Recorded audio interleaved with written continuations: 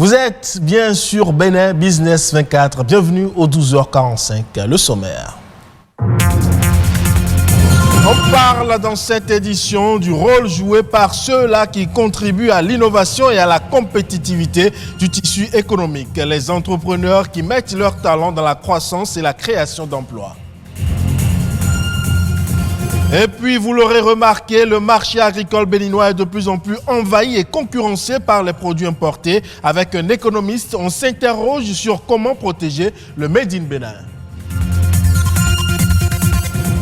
Enfin, on parlera aussi des perles de hanche qui révèlent la personnalité de la femme. Certains estiment que l'usage de ces attraits dits de beauté est d'une grande importance, mais pour d'autres, ils sont totalement indifférents.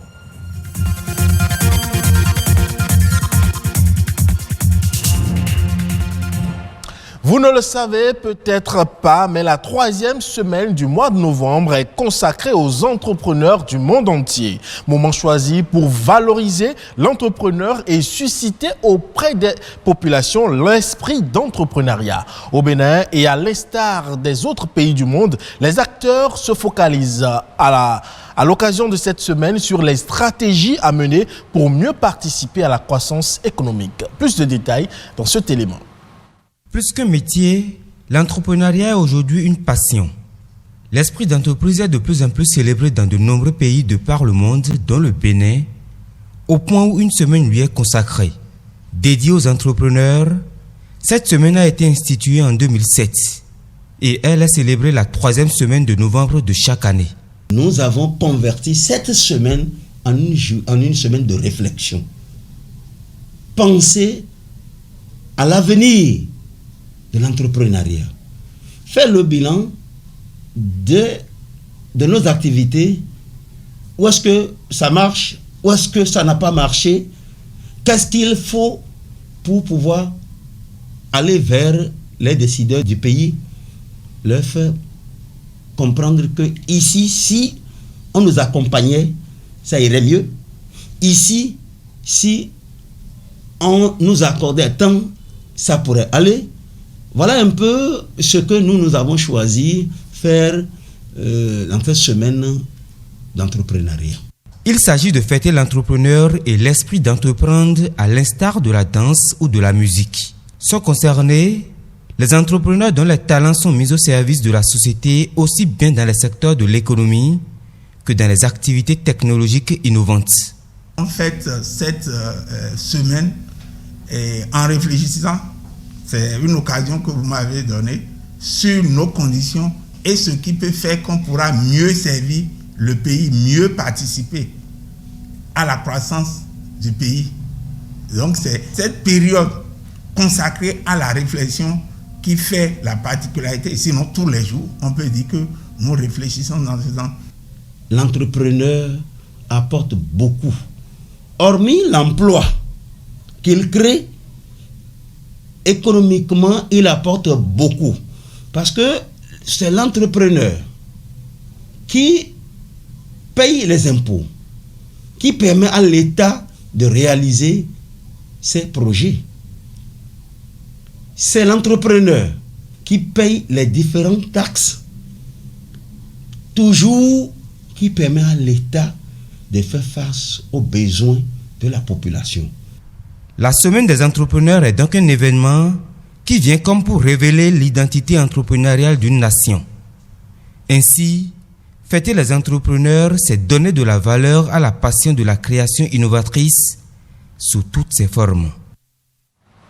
Et si au Bénin, l'entrepreneuriat agricole est de plus en plus valorisé, le marché agricole, quant à lui, est confronté à une concurrence des produits importés. Pour booster l'économie, il faut donc protéger le Made in Bénin.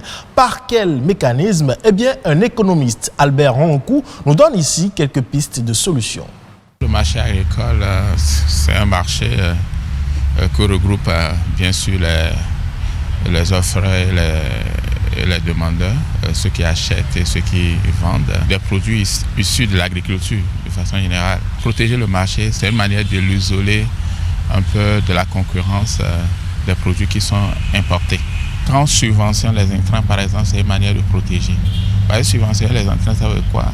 C'est-à-dire que quand le producteur veut calculer le revenu issu de sa production ou le profit issu de la production, il va faire le prix moins le coût. Maintenant, si l'État subventionne les coûts, c'est que les coûts sont faibles et ça va augmenter le profit et ça permet aux producteurs de rentabiliser leurs activités qui, si elles n'étaient pas subventionnées, ne seraient pas rentables. Si un commerçant de produits agricoles quitte Cotonou pour aller acheter un produit peut-être à Abomey par exemple, si la route n'est pas bonne, ça va augmenter le coût et ce qu'il va offrir aux paysans là-bas serait beaucoup plus faible. Donc il y a tout un tas de mesures qu'il faut mettre en place, dont les infrastructures publiques, dont l'accès au crédit, dont l'accès aux intrants, etc. Mais au-delà de ça, il faut aussi promouvoir la transformation locale. Il faut qu'on ait des industries qui transforment ces produits-là. Parce qu'il y a certains produits, par exemple, qui sont très périssables et que si on ne les transforme pas en un temps record, ces produits-là pourrissent. Or, c'est ce qu'on arrive à vendre qui doit couvrir toute la production. À présent, faisons un tour d'horizon des faits ayant marqué l'actualité de ces dernières 48 heures au Bénin. C'est La Nation en bref avec Amandine Anyambossou.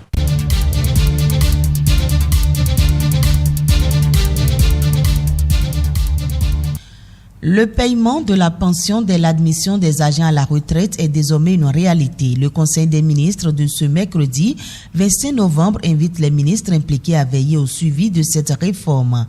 À la date du 2 novembre 2020, tous les dossiers concernés ont été effectivement traités. 1411 agents sont concernés, dont 686 affiliés au régime du Fonds national des retraites du Bénin et 725 relèvent de la Caisse nationale de sécurité sociale. 109 livrets n'ont pas été confectionnés à cause de la situation administrative des agents. Certains sont soit décédés, d'autres ont abandonné leur poste ou sont en détention préventive.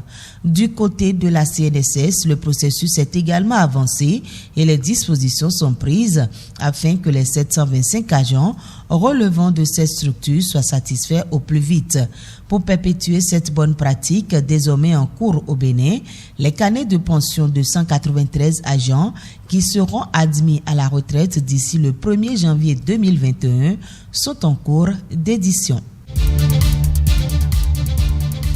Le ministère des Infrastructures et des Transports aura un peu plus de moyens en 2021 par rapport à 2020. C'est du moins ce qu'il faut retenir du passage du ministre Hervé Rekhoumé devant la commission budgétaire de l'Assemblée nationale. Le projet de budget de ce département ministériel s'élève à environ 107 milliards de francs CFA, un budget en accroissement de 17% par rapport à celui de 2020. L'essentiel de ce budget est consacré aux investissements qui seront réalisés au cours de l'année 2021. En termes de grands projets, il y aura le projet de l'autoroute Semekbodji-Porto Novo, la construction des quais nord du port autonome de Cotonou et les travaux de modernisation de l'aéroport de Cotonou, sans oublier le projet de construction de l'aéroport de Glodjibé. Lutte contre les violences faites aux femmes, une exposition de chaussures rouges pour toucher les cœurs. Médecins du monde suisse a choisi ce symbole pour sensibiliser au mal et soutenir les victimes à l'occasion de la journée mondiale pour l'élimination des violences faites aux femmes. Des hommages ont été rendus à travers des messages, poèmes, témoignages inscrits sur de petits papiers blancs et laissés dans les chaussures en l'honneur de la sœur de l'artiste Elina Chauvet, assassinée sous les coups de son mari, ainsi que de nombreuses victimes silencieuses dans le monde. Selon les organisateurs, la chaussure permet à la femme d'avancer mais aussi de laisser ses empreintes. Chaque paire de chaussures raconte une histoire, révèle une personnalité. Chaque paire de chaussures exprime une des multiples facettes d'une femme.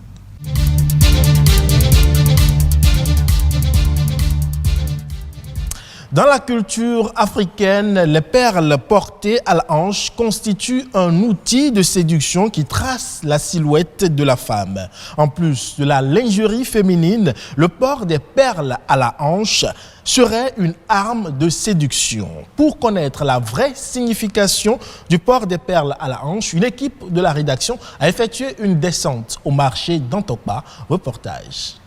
Les perles, objet de séduction qui dessine le corps de la femme africaine. Son usage à la hanche est un appât pour séduire les hommes. Pour ses atouts naturels incontestables, nombreuses femmes africaines optent pour le port des perles de hanche. Un attirail qui a traversé les âges, mais n'a rien perdu de son charme. Les femmes doivent porter les perles parce que pourquoi? L'homme ne peut pas rester simple et la femme aussi doit rester simple, c'est pas bon. Il y a des gens qui aiment les grosses perles, il y a des perles comme ça, ils aiment à le porter. Au rein, pour faire exciter leur mari dans la chambre. Moi, personnellement, quand une femme porte les perles, ça m'excite beaucoup. Et moi, quand je vois une femme qui ne porte pas les perles, on dirait que je suis devant un homme comme moi. Donc j'aime beaucoup les perles, je les apprécie. Pour cette psychologue, les perles sont des objets de mise en valeur de la sensualité et de la féminité. Il en existe de différentes formes et de différentes couleurs. Lorsque une femme, en fonction de sa personnalité, choisira tel type de perle, telle couleur de perle et décidera aussi de changer en fonction de ses humeurs, de ses affects. Tout cela est imbriqué. Et d'après nos études, encore, nous avons compris que les perles les plus prisées sont les perles appelées dans notre dialecte Djenana. Djenana, ce sont des perles qui ont la caractéristique de résister au feu. Donc ces perles, je crois que ce sont les perles les plus prisées. En dehors des perles Djenana, il y a les bébés djé. Mieux, cet attrait de beauté a une valeur spirituelle. La plupart importés du Ghana, son coût varie en fonction de sa qualité. Il faut parfois débourser en moyenne une somme de 12 000 à 20 000 francs pour un tour de hanche. Dans certaines familles, sa commercialisation se transmet de génération en génération. Les perles, dans leur diversité, ont donc tout un sens.